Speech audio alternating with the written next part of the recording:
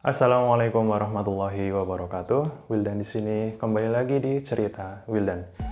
Bagaimana teman-teman semua kabarnya? Semoga kita baik-baik saja. Allah senantiasa kasih kita perlindungan karena hari ini musim hujan sudah mulai tiba.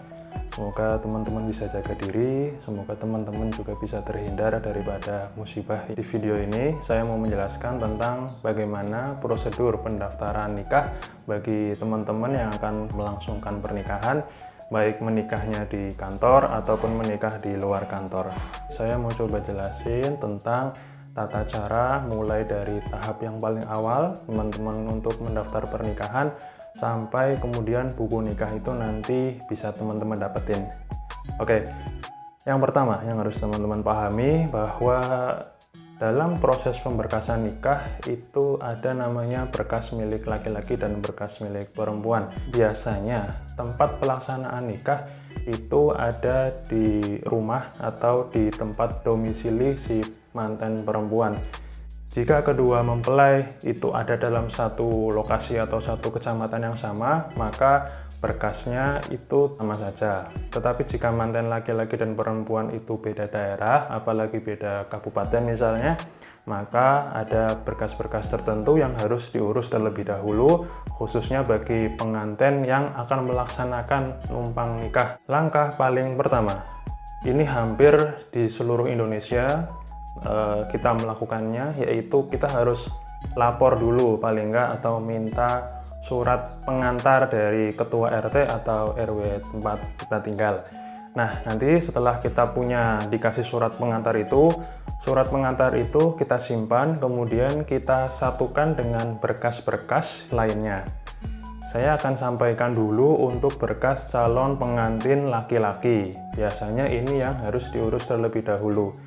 Jadi berkas pengantin laki-laki yang pertama adalah surat pengantar dari RT, kemudian yang kedua fotokopi KTP dan fotokopi kartu keluarga, kemudian fotokopi KTP dan kartu keluarga orang tua, kemudian ada tambahannya itu ijazah atau akta kelahiran yang sama-sama difotokopi, kemudian nanti siapkan juga pas foto ukuran 2x3 dan 4x6.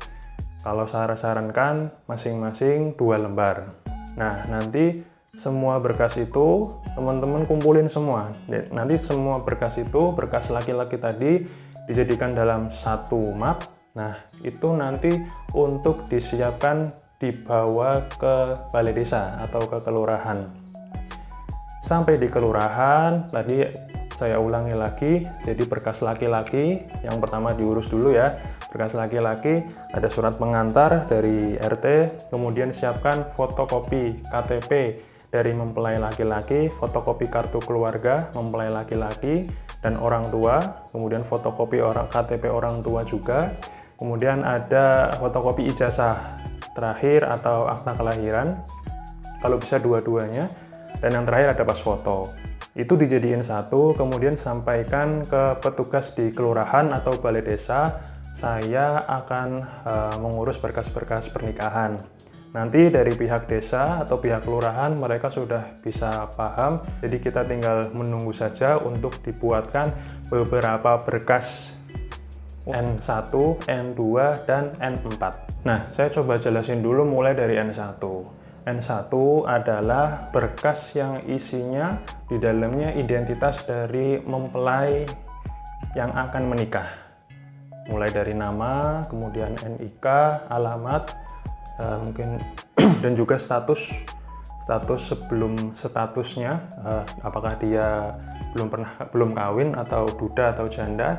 Kemudian nanti di bawahnya itu ada identitas orang tua. Jadi nama mempelai di atas adalah benar anak kandung daripada nama orang tua yang ada di bawahnya. Itu N1. Kemudian N2 itu permohonan kehendak nikah yang ditujukan kepada KUA tempat pelaksanaan nikah. Dan yang terakhir ada namanya N4. N4 itu surat persetujuan mempelai. Di dalamnya berisi nama dari kedua mempelai dan data dirinya. Dan nanti di bawahnya itu ada tanda tangan khusus untuk mempelai laki-laki dan mempelai perempuan. Oke, saya rangkum sedikit. Jadi berkas. Jadi mempelai laki-laki mengurus berkasnya terlebih dahulu. Setelah dari kelurahan akan ada beberapa berkas yang teman-teman dapetin, khususnya mempelai laki-laki dulu. Yang pertama tadi surat pengantar nikah surat pengantar dari RT atau RW, kemudian nanti ada fotokopi KTP dari mempelai laki-laki, fotokopi KTP orang tua dari mempelai laki-laki, fotokopi kartu keluarga, fotokopi akta kelahiran dan ijazah, kemudian pas foto ukuran 2x3 dan 4x6, kemudian ada N1, N2, dan N4. Itu semuanya dikumpulkan jadi satu dalam map untuk dibawa ke KUA tempat domisili laki-laki tinggal. Jadi mempelai laki-laki harus mengurus surat rekomendasi nikah dulu di KUA tempat dia tinggal. Nah, yang dibawa itu tadi berkas-berkas dari kelurahan.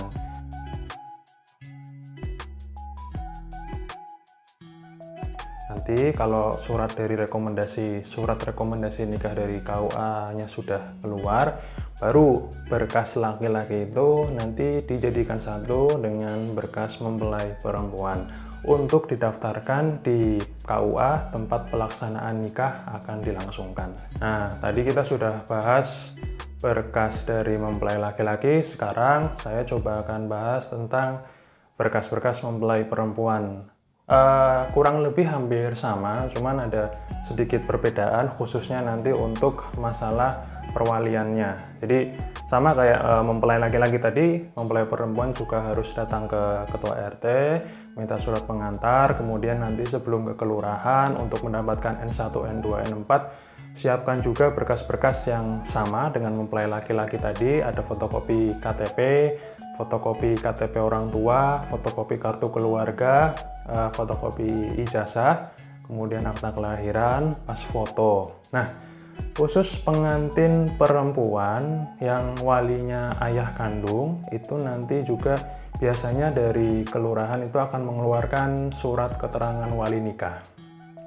Tapi itu tidak berlaku di semua wilayah, hanya beberapa wilayah saja karena memang masing-masing daerah memiliki kebijakan-kebijakan tertentu.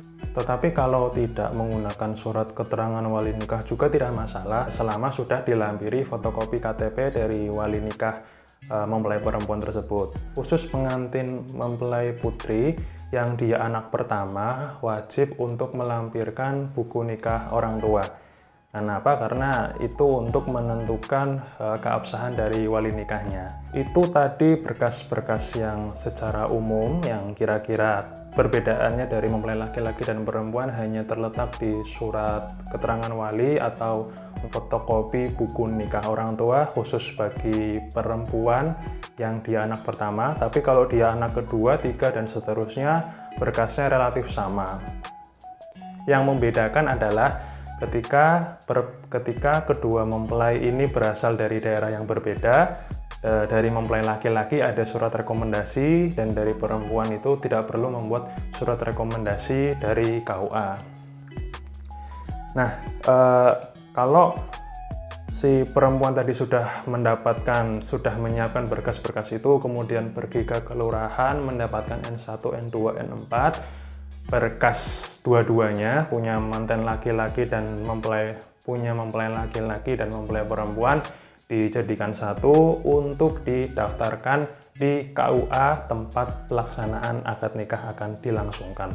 Untuk waktu pendaftaran nikah memang tidak ada batasan, misalnya teman-teman mau daftar H-min berapa sebelum pelaksanaan, hanya saja dalam aturan di KUA khususnya untuk pendaftaran nikah itu ada batasan minimal. Jadi minimal itu didaftarkan 10 hari sebelum pelaksanaan akad nikah, 10 hari kerja sebelum pelaksanaan. Jadi misalnya teman-teman mau nikah tanggal 12, tanggal 1-nya harus sudah didaftarin dulu. Kalau mau daftar ke KUA langsung bisa, tapi biasanya ada dari KUA yang menyuruh kita untuk melakukan imunisasi di puskesmas dulu. Jadi sebelum ke KUA, berkas-berkas yang sudah komplit yang tadi kita satukan mempelai laki-laki dan perempuan itu kita keep dulu, kita pegang dulu, kita mempelai laki-laki dan perempuan menuju ke puskesmas imunisasi untuk syarat nikah. Itu mereka sudah paham, nanti akan diberikan surat hasil keterangan dari puskesmas, itu dibawa ke KUA untuk dijadikan satu.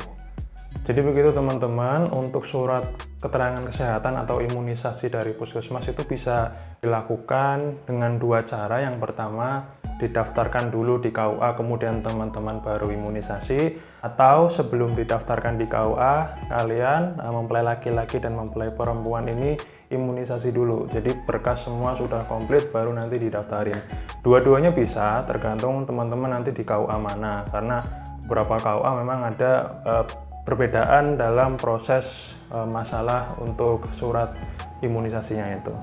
Proses pendaftaran di KUA itu nanti ada dua model. Yang pertama bisa daftar secara online, itu nanti kalian para catin mengisi sendiri melalui website di SIMKAH, data diri dari mulai nama orang tua, kemudian dari mulai identitas kalian, nama orang tua, wali nikah dan sebagainya, itu nanti bisa mengisi mandiri lewat SIMKAH. Atau teman-teman serahkan saja kepada petugas di KUA untuk melakukan input datanya. Jadi teman-teman tinggal menerima bukti pendaftarannya saja.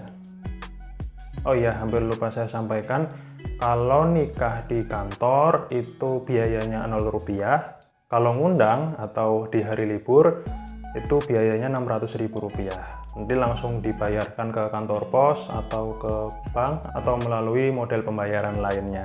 Nanti teman-teman bakal dikasih nomor billing dari petugas KUA kalau misalnya mau melaksanakan akad nikah di luar KUA atau di hari libur. Oke, pendaftaran nikah selesai. Setelah pendaftaran nikah biasanya nanti akan ada verifikasi data. Jadi pengantin laki-laki dan perempuan diminta untuk hadir ke KUA, biasanya ketemu sama penghulu atau staf yang ada di sana. Nanti dicek lagi data-data yang sudah tertulis di berkas dengan data-data yang sudah dengan kondisi real sekarang dengan kondisi real teman-teman sekarang gitu. Semisal di KTP pekerjaan masih pelajar tapi sekarang sudah bekerja dan ingin dituliskan nama pekerjaannya di buku nikah tersebut, maka bisa disampaikan ketika proses pemeriksaan atau verifikasi data tersebut. Jadi saya sarankan kalau misalnya dari pihak KUA ada mengundang teman-teman untuk hadir ke KUA dalam proses pemeriksaan dan validasi data, teman-teman hadir ya ke sana supaya nanti data-data yang dicetak di buku nikah itu sudah sesuai dan tidak ada problem di kemudian hari.